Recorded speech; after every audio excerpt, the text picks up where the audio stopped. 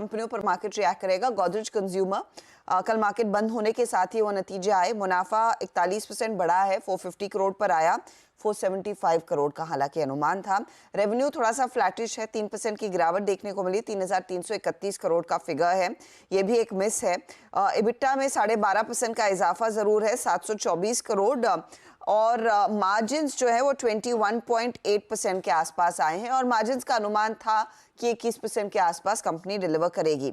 Important रहती है किसी भी एफएमसीजी कंपनी के लिए वॉल्यूम ग्रोथ, तो करीब 10% तक की वॉल्यूम ग्रोथ कंपनी ने दर्ज की है, जहां पर अनुमान 10 से 12% का था, तो लोअर एंड की एक्सपेक्टेशन को मीट किया है। इंडिया बिजनेस में ऑर्गेनिक वॉल्यूम ग्रोथ 8% की है। इंडोनेशिया में वॉल्यूम पिकअप देखने को मिला और ये इंटरनेशनल मार्केट्स इनके लिए इंपॉर्टेंट रहते हैं। अफ्रीका में थोड़ा सा बिजनेस बदला है, तो उसका कुछ इंपैक्ट आता हुआ दिखाई दिया। लार्जली अफ्रीका, यूएसए और मिडिल ईस्ट में सेल्स 25% घटती हुई इंडियन रुपी टर्म्स में देखने को मिली है और 10% कांस्टेंट करेंसी में उसमें एक इंपैक्ट आता हुआ दिखाई दिया है। साथ ही कंपनी पेट केयर बिजनेस में उतर गई है। गोदरेज पेट केयर नाम की कंपनी के जरिए 500 करोड़ तक का इन्वेस्टमेंट करेगी और इस बिजनेस को गोदरेज एग्रोवेट भी सपोर्ट करने वाला है, तो वो स्टॉक भी आज रेडार पर रखेंगे।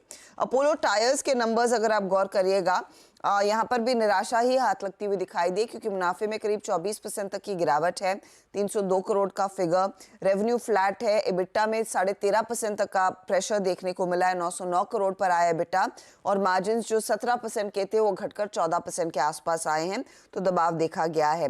हिंडाल्को रेडार पर रखेंगे क्योंकि इनकी सब्सिडी नोवेलिस के नंबर्स आ चुके हैं। इनकम 3% घटी है इस पर्टिकुलर क्वार्टर में, year on year 150 million dollar के आसपास नंबर है। यहाँ पर एडजस्टेड इबिटा में हालांकि करीब 19% का इजाफा जरूर देखने को मिला है। रोल प्रोडक्ट शिपमेंट्स में इजाफा है और पर इबिटा पर टन जो शिप हुआ है उसमें भी इजाफा देखने को मिला है। वैसे पॉजिटिव है नंबर्स।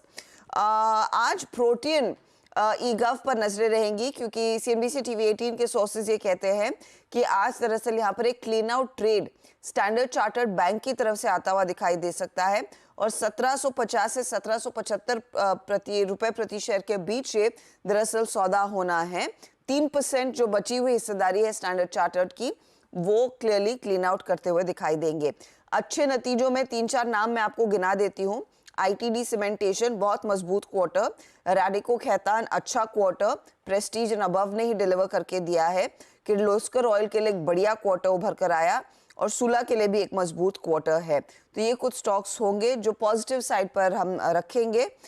लेकिन निराश करने वाली में जेएमएम फॉडलर, एनएचपीसी जैसी कंपनियां हैं, इनमें परफॉर्मेंस थोड़ा सा फीका है। ओके, रखिए इन स्टॉक्स रडार पे। क्विकली छोटा सा ब्रेक के उस पर आज का इवेंट्स कैलेंडर और कमोडिटी स्ट्रैटेजी।